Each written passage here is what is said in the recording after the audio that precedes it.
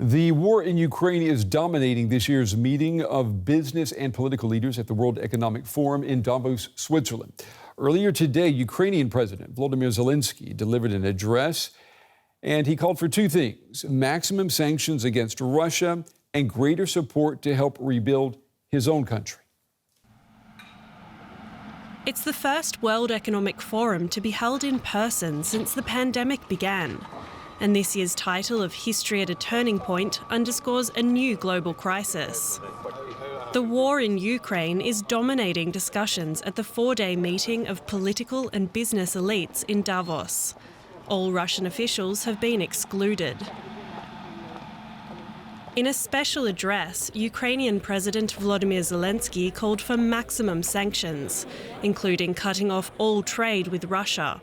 He said he was grateful for international sanctions so far, but said they should have been imposed sooner. Russia started a war with Ukraine back in 2014. We are grateful for such support. But if it had happened then, immediately, with this kind of unity, this pressure on governments, on companies, for the sake of the fight for freedom, would Russia have started this full-scale war? Would it be inflicting all this damage on Ukraine and the world?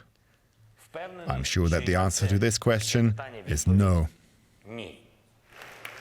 Several countries, including Germany, pledged continuing support for Ukraine as it aims to rebuild even as the conflict rages on.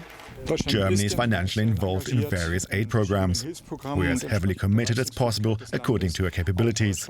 The fund will also be used to rebuild infrastructure.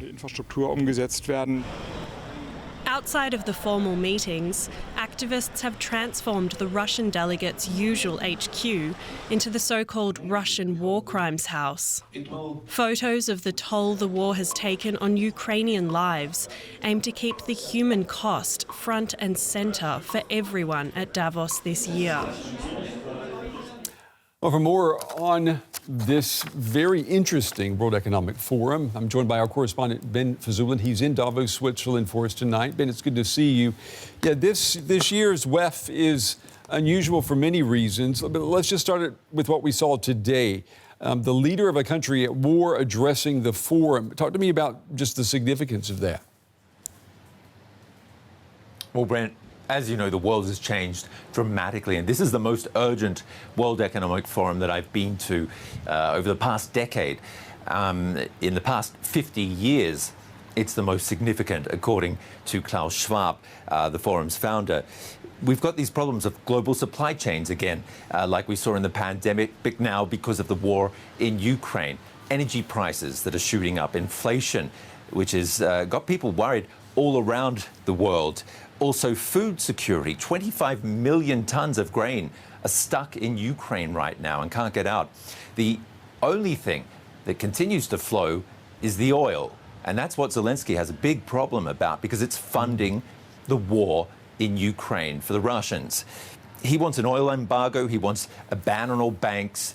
He doesn't want the IT sector profiting anymore. And he also wants no trade whatsoever. And he knows he can get that from people here in Davos. It's a tricky one, though, because it's an economic balancing game. Yeah, and he wants things to be absolute. For example, there are no Russians present at this year's World Economic Forum. How significant is that? That's extremely significant. Every year there'd been more and more Russians coming here.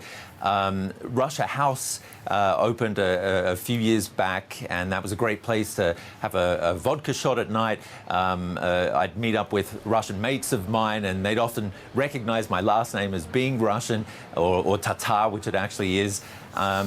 And these were young, budding entrepreneurs who had fantastic ideas of not only transforming business relations with Russia and the world, but also bringing about democracy. We're not going to see that anymore. We're seeing an isolated Russia. They've been banned from coming to this World Economic Forum. Putin is also going to find himself very isolated. He's not going to be invited along again, and he's not going to be able to move around the world freely anymore. All of those oligarchs are in the same position, Brent. Yeah, and it's easy to, silence out or freeze out people from a meeting like we've got in Davos. But what about the purpose of the World Economic Forum? Offering solutions. Are we hearing any solutions on how to end this war in Ukraine? Well, we're not expecting a peace deal to be made here in Davos. It would be something that the organizers would love to see. But that's already being ruled out by the Ukrainian authorities. What could proceed is some sort of new deal with Ukraine, which could help to slow down this war and possibly even stop it at some stage. I was talking about funding the war in Russia, and that's exactly what Germany's doing. It's totally dependent on that Russian oil. So is a lot of Europe. But what some experts here are touting is a new energy deal, a new energy partnership with Ukraine. Ukraine has rich wind energy, which it can produce quite cheaply. It also has a lot of green hydrogen, which it can also offer Europe. There's a lot of electricity, renewable power that can be offered to Europe if Europe is willing to shift a lot quicker than it's saying it will, and spend a lot more money and financing in re-educating, reschooling its workers and moving them from things like coal and oil to wind, solar, and all those other green energies that are out there, Brent.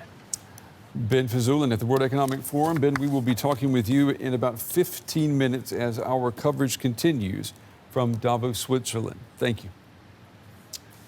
I'll be here. And here are some of the other stories now that are making headlines regarding the war in Ukraine. A Russian envoy says that he has resigned because of his opposition to his country's invasion of Ukraine. Boris Bondarev worked for Moscow's mission to the United Nations in Geneva.